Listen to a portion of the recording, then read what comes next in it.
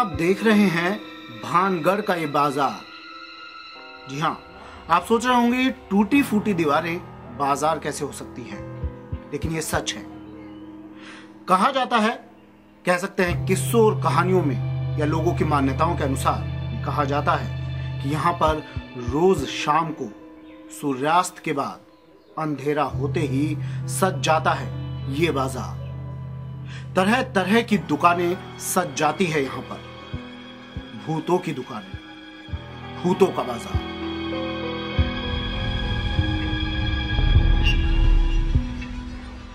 ये वो बाजार है जिसकी तर्ज पर जयपुर के मुख्य बाजारों का निर्माण किया गया है, लेकिन आज ये बाजार एक तबाही का गवाह बना है। इस बाजार के बारे में कई कहानियां हैं जिन पर विश्वास करना या ना करना आपको असमंजस की स्थिति में डाल देता है।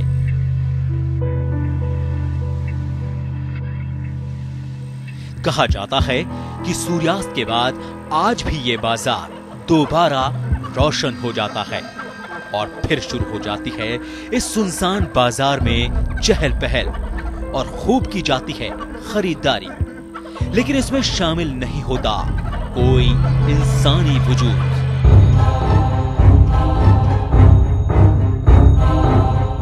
कहा जाता है कि रात में यहाँ भूतों का बाजार लगता है। ये कहानी है या सच? इसी सच्चाई की तह तक जाएंगे हम आज। मार्केट जो लगता है रात को, वो उसी तरह से लगता है जैसे कि अपने जयपुर जोरी बाजार दिन में चलता है, किशनपुर बाजार है। जयपुर में जितने मार्केट चलते हैं, मिठाइयों का मार्केट भी लगता है, यहाँ पे चूड़ी मार्केट भी लगता है। जैसे अपने गाँव में बाजार लगता है, उसी प्रकार से रात को ऐसे बहुत बहुत बाजार लगते हैं। ऐसा छिप के देखा हुआ, जो लोगों ने बताया, छिप के देखा है, उसी हिसाब से यहाँ मार्केट लगते हैं। ऐसा बिल्कुल सत्य है। जौहरी बाजार के ही दाहिनी तरफ मोड़ों की हवेली आती है। ये हवेली आज पूरी तरह से खंडहर में तब्दील हो चुकी है। 2 मंजिला ये इमारत किसी समय बेहद खूबसूरत हुआ करती थी। भानगढ़ में जहां नजर डालो वहीं पर बिखरी पड़ी है हमारी पुरा संपदा। यहाँ पर चारों तरफ नजर आते हैं टूटे फूटे खंडहर और सैकड़ों साल पुराने वृक्ष। यहाँ के पेड़ भी रहस्यमयी ढंग से बल खाए और तोड़े मुड़े नजर आते हैं, जो बेहद डरावने लगते हैं। यहाँ सैकड़ों की तादाद में लंगूर और कई तरह के जंगली जानवर रहते हैं। नाले से आगे चलने पर महल परिसर का त्रिपोलिया गेट आता है। ये गेट महल का मुख्य द्वार है। यहीं से महल के भीतरी हिस्से में प्रवेश किया जाता है, जिसके भीतर दूर महल तक ऊंचे नीचे ढलानों पर शानदार बाग और मंदिर, हवेलियां, कुंड आदि नजर आते हैं। त्रिपोलिया गेट से अंदर दाहिने हाथ की ओर एक ऊंचे चौरस स्थल पर गोपीनाथ जी का मंदिर है। हम इस वक्त खड़े हैं गोपीनाथ मंदिर में। कहा जाता है कि राजा और रानी यहाँ पर हवन किया करते थे, और मेरे ऊपर आप देख रहे हैं वो जगह जहाँ पर कहा जाता है कि वो तांत्रिक रहा करता था जिसका मन रानी पर आया, और जिसकी वजह से भानगढ़ का एक किला आज इस रूप में हमारे सामने है।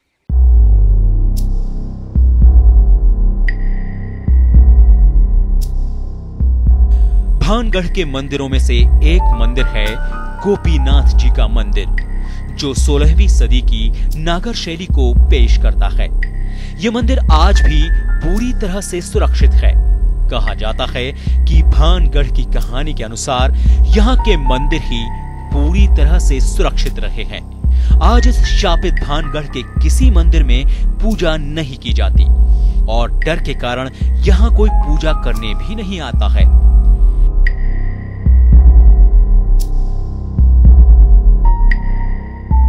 पास ही सामंतों की बड़ी हवेलियां हैं।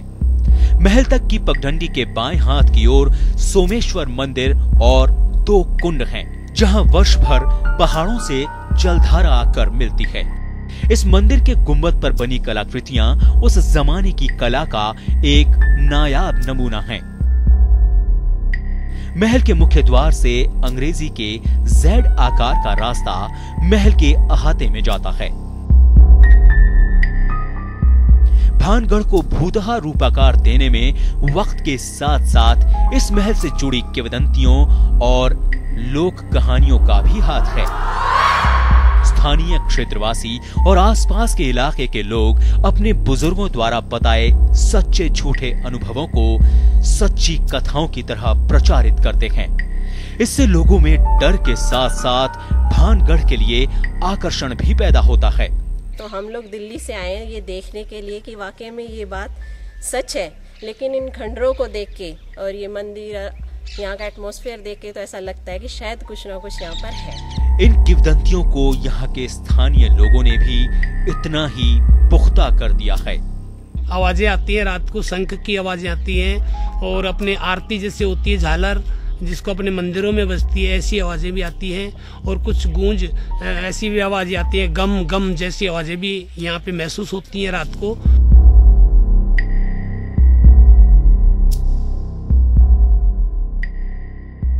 इस किले की महारानी जो बेहद ही खूबसूरत हुआ करती थी, रानी पद्मावती पर नजर पड़ी एक तांत्रिक की। वो तांत्रिक रानी पद्मावती को हर कीमत पर पाना चाहता था। उस तांत्रिक ने ऐसी साजिश रची जिसका आज जीता जागता उदाहरण है ये टूटा फूटा भानगढ़ का किला।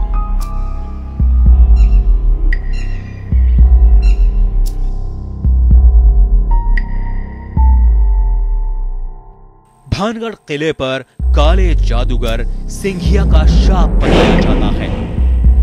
भानगढ़ किला जो देखने में जितना शानदार है उसका अतीत उतना ही भयानक है।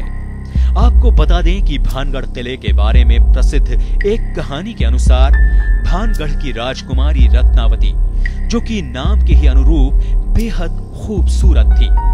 किंवदंती के अनुसार अरावली की इन पहाड़ियों में सिंघिया नाम का तांत्रिक अपने तंत्र मंत्र और टोटकों के लिए जाना जाता था।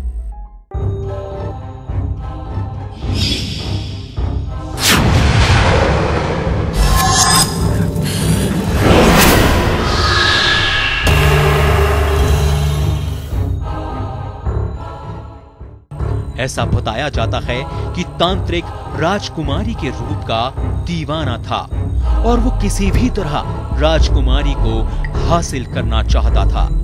राजकुमारी को पाने के लिए उसने सिर में लगाने वाले तेल को अभिमंत्रित कर दिया। कहा जाता है कि रत्नावती भी तंत्र मंत्र और टोटके करना जानती थी। उसने अपनी शक्ति से तेल के टोटके को पहचान लिया और तेल एक बड़ी शिला पर डाल दिया। शिला की ओर उड़ चली। चट्टान को अपनी ओर आते देख तांत्रिक बौखला गया। उसने शिला से कुचलकर मरने से पहले एक और तंत्र किया और शिला को समूचे भानगढ़ को बर्बाद करने का आदेश दिया। चट्टान ने रातों रात भानगढ़ के महल, बाजारों और घरों को खंडहर में तब्दील कर दिया।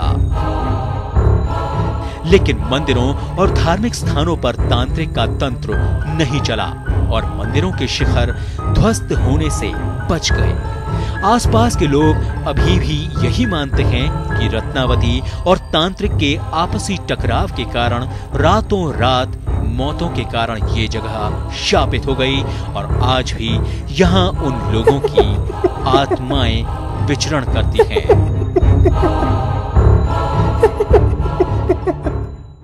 तो ऐसे बताते हैं कि तेल को वो तांत्रिक है ना, उसने मंत्र दिया तेल को मंत्रने के बाद में जो रानी है ना, जो वो शास्त्र की ज्ञाता थी, शास्त्र का ज्ञान था रानी को।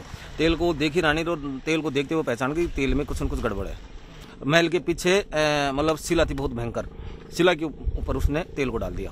तेल को डालते जो ही शिला ऊपर आकाश में उठी आवाज के साथ भयंकर तूफान से, और वो तांत्रिक ऊपर रहता था तो तांत्रिक के ऊपर चले गई। तो तांत्रिक मरता मरता ये कह के गया था कि ये एक रात के अंदर भानगढ़ साफ हो जाएगा, नगर में कि जिसको निकलना वो निकल लो, अगर कोई नहीं निकलेगा तो मर ही जाएगा। तो ऐसा बताते हैं कि एक ही रात में सांप को जो निकल गया वो जयपुर जाके जयपुर का निर्माण हुआ है इसमें। और बाकी के यहाँ अब वो आत्माएं हैं, भटकती हैं। आज से 5, 7, 10 साल पहले ये बताते हैं हमारे बुजुर्ग, वास्तव में यहाँ मार्केट लगता था। भूत की संख्या कम है लेकिन जिंद, अब उनको भूत मान लो आप, लेकिन हमारे यहाँ देसी भाषा में जिंद बोलते हैं। जिंदों की संख्या ज्यादा, जिंद आज भी है इसमें। गांव वालों ने तो इस महल को सच में भूतों का गढ़ मान लिया है, लेकिन पुरातत्व विभाग के आला अधिकारियों से जब हमने इस किले के बारे में बात की तो वे इस बात को सिर्फ अफवाह ही बताते हैं। कुछ लोकल लीजेंड्स में इस तरीके की अफवाहें हैं कि वो भूता महल है या भूत बंगला है या इस टाइप का, तो ये सब भ्रांतियां। और भारतीय पुरातत्व सर्वेक्षण इस तथ्य को डिनाई करता है। ये कोई तथ्य नहीं है, लोगों के द्वारा फैलाई गई अफवाहें हैं।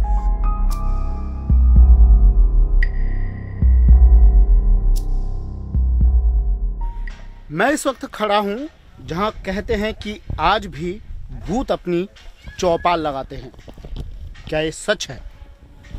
क्या जिस जगह पर हम खड़े हैं उस किले में वाकई भूतों का वास है?